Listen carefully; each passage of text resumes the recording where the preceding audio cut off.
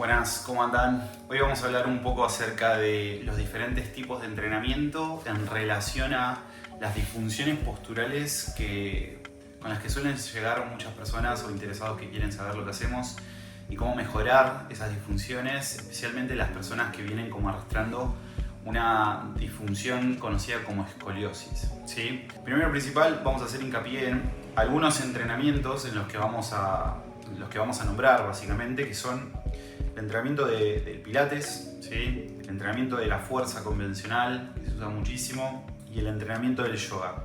¿Por qué hacemos relación o hincapié en estos tipos de entrenamiento? Porque básicamente son los que se recomiendan cuando aparecen estas disfunciones o se detectan estas disfunciones, ¿sí? Especialmente vamos a hablar acerca de las disfunciones posturales, más en concreto la relación con la escoliosis, ¿sí? Y las consideraciones que se tienen al momento de querer mejorar esto o tratar de evitar de que los ángulos de esa escoliosis aumenten a lo largo del tiempo. Acá podemos ver en la pantalla que tenemos tres personas, ¿sí? En el primer caso, es el caso de uno de nuestros casos de éxito, que vino con una escoliosis leve, pero en su momento obviamente a la persona le generaba un poquito de incomodidad, ¿sí? Cuando vio cómo de manera postural se distribuía en el espacio, ¿sí? En el segundo caso, un caso que es un caso virtual, ¿sí? Que trabajamos de manera online, haciendo hincapié obviamente en buscar mejorar y evitar el avance de su escoliosis. En el último caso, un caso con el que estuvo trabajando una de nuestras coach y especialistas, Carola García, es el caso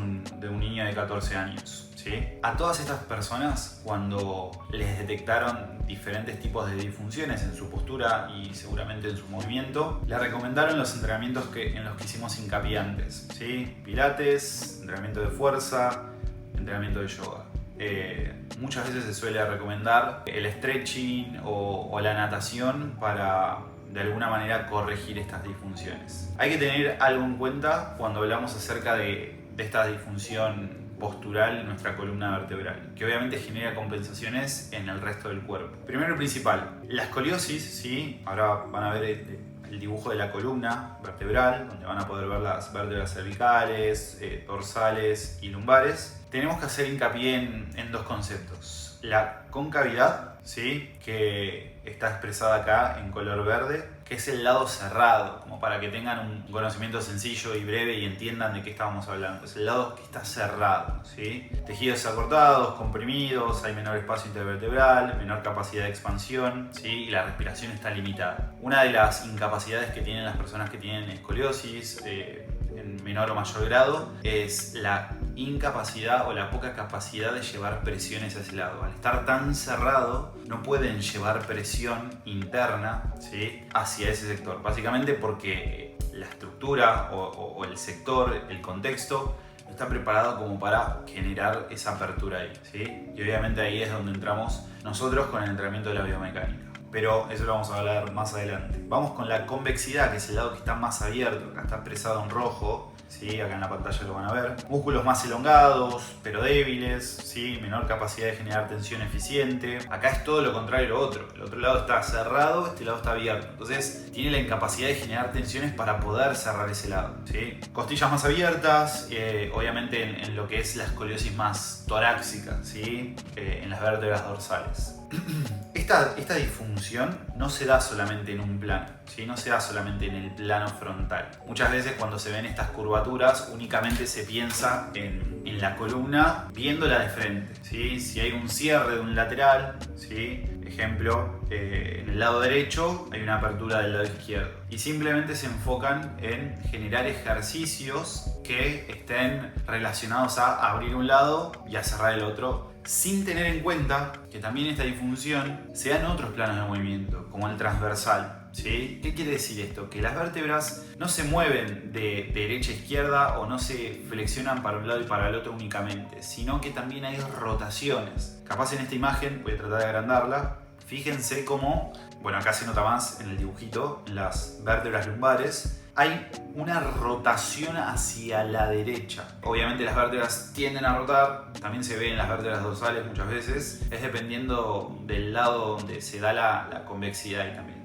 dependiendo de ese lado, es para donde se tienden a rotar. No siempre, pero en la mayoría de los casos. Obviamente todo esto que está en la columna y está todo interconectado, porque básicamente somos un sistema, no podemos aislar ninguna parte de nuestro cuerpo. Fíjense cómo esa postura escoliótica en esta zona lumbar genera modificaciones en las crestas ilíacas o en la pelvis o en la cadera, ¿sí? Como para que tengan una imagen un poquito más amplia y entiendan de lo que estamos hablando. ¿Qué quiere decir esto? Que, fíjense, de este lado izquierdo, el lado izquierdo está como más elevado, ¿sí? Este ilíaco está mucho más elevado y este lado más caído. Que ahí es donde muchas veces los profesionales de la salud, kinesiólogos, osteópatas, quiroprácticos, hablan de, che, tengo una pierna más larga que la otra, tenés una pierna más larga que la otra. Obviamente, en estos casos, en donde estamos hablando de posicionamiento de la estructura ósea de nuestro cuerpo, hablamos de que en realidad hay una cadera que está más alta que la otra, ¿sí? ¿Por qué? Básicamente porque este lado, que es el lado de la concavidad, es donde está todo el tejido comprimido, todo el espacio cerrado, y obviamente genera que estructuras, en este caso de abajo, ¿sí? A nivel pélvico, se empiecen a elevar.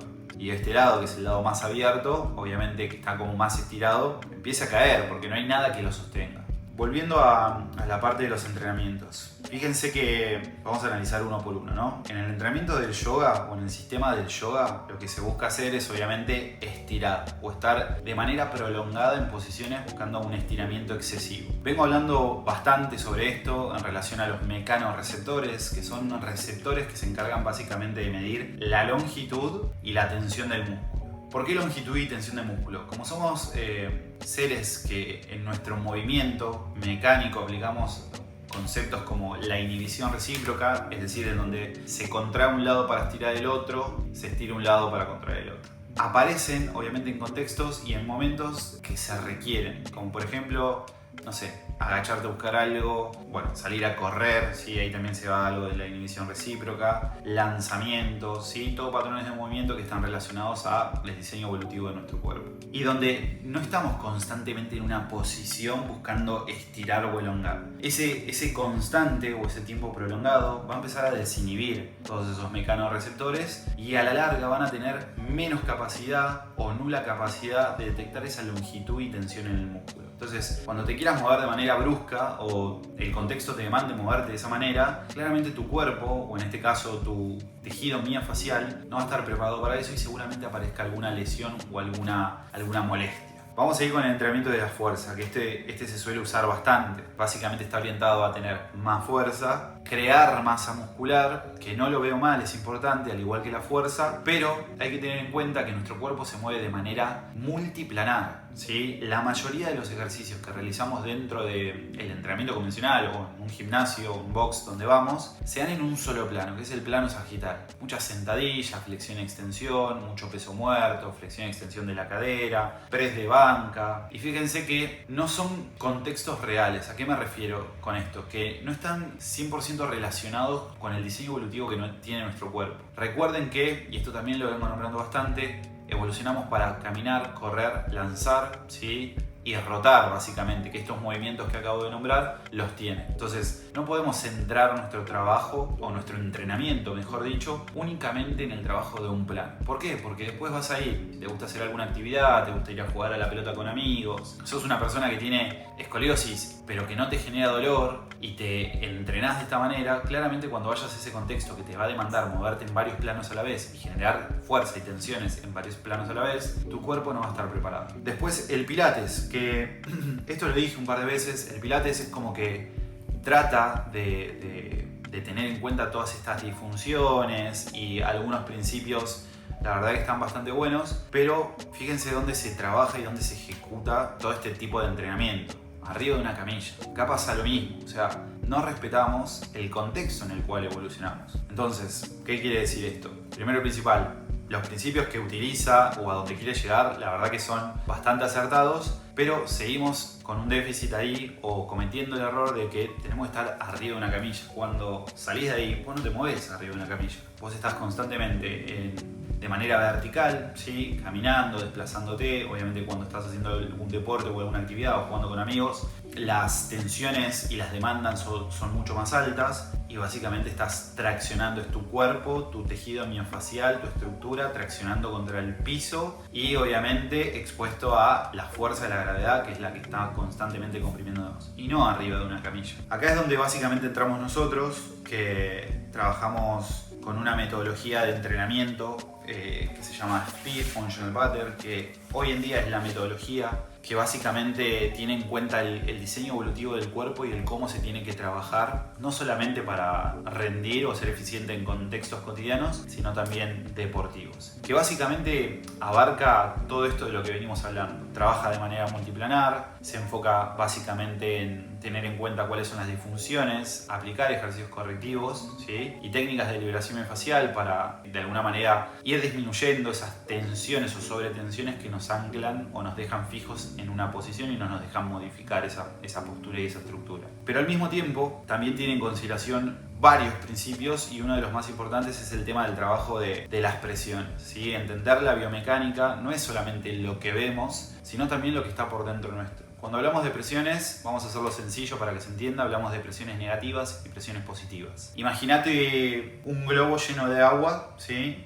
Un globo lleno de agua y obviamente medianamente inflado como para que se pueda manipular. Si vos ese globo lo presionás desde abajo, la presión y el agua va a ir hacia arriba, ¿sí? Entonces genera una presión negativa abajo y una presión positiva arriba. Ahora, si hago lo opuesto, si presiono arriba, la presión y obviamente el líquido va a ir hacia abajo. Entonces genera una presión negativa arriba y una presión positiva abajo. Entonces es importante entender que estas presiones también están dadas por estructuras que rodean ese espacio que hay en el medio, ¿sí? Entre comillas. Que ese espacio se lo da el diafragma, el suelo pélvico, ¿sí? Obviamente musculatura lateral, ¿sí? En conexión claramente con las costillas, con la estructura ósea, que todo ese paquete tiene que estar conectado y obviamente el recto anterior del abdomen. Y atrás, estructura ósea, columna vertebral. Hay que tener en cuenta que estas estructuras que nombramos recién tienen que estar en coordinación y conexión. Porque obviamente que si no están en coordinación y conexión o no tienen las tensiones suficientes para regular estas presiones, empieza a haber fugas. Y esas fugas, a la larga, empiezan a generar diferentes tipos de posicionamientos en nuestro cuerpo, ¿sí? Si viene una persona de costado, lo que va a pasar con esa persona de costado es básicamente que si tiene como una protracción de su abdomen, una distensión abdominal, probablemente tenga como una hiperlordosis en su zona lumbar y una anteversión pélvica de su pelvis hacia adelante. Entonces todo eso a la larga, si vos te vas moviendo de esa manera, va generando como diferentes tipos de compensaciones y tensiones que son las que molestan, las que duelen y las que a largo plazo también pueden generar algún tipo de lesión mucho más grave. Ahora, volviendo a esto, como para que tengan en cuenta la importancia del manejo de las presiones. Cuando hablamos de presiones, no solamente tenemos que tener en cuenta de que, bueno, listo, meto la panza y ya está. Con eso protejo mi columna o mantengo una conexión, sino que tiene que haber conexión entre todos los pilares que nombramos antes: transverso abdominal, diafragma, suelo pélvico, ¿sí? Y la capacidad de generar presión en varias direcciones, no solamente hacia arriba, hacia los costados o hacia abajo, sino que todas estas presiones en conexión y coordinación generen, ¿sí? Una protección en lo que es nuestro tórax, nuestro abdomen y en conexión obviamente al resto del cuerpo.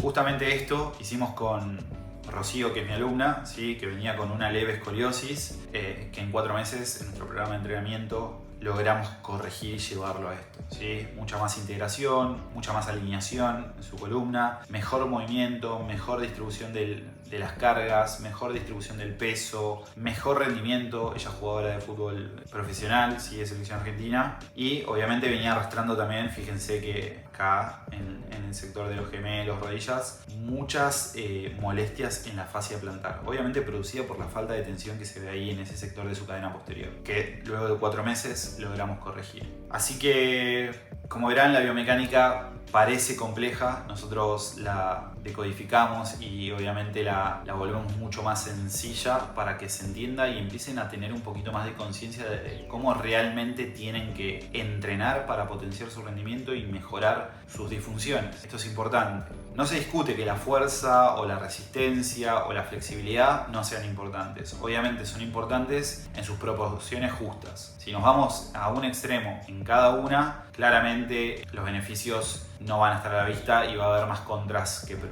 Así que si te gusta este tipo de contenido, tenés ganas de saber qué tipo de disfunciones venís arrastrando, si tenés algún conocido que viene pasando por estas situaciones, compartile este video, suscríbete al canal, obviamente trata de difundir esta información que seguramente le venga bien a esa persona que conoces o simplemente a vos que venís haciendo deporte, te querés mover y querés empezar a eliminar dolores y disfunciones. Así que les mando un abrazo.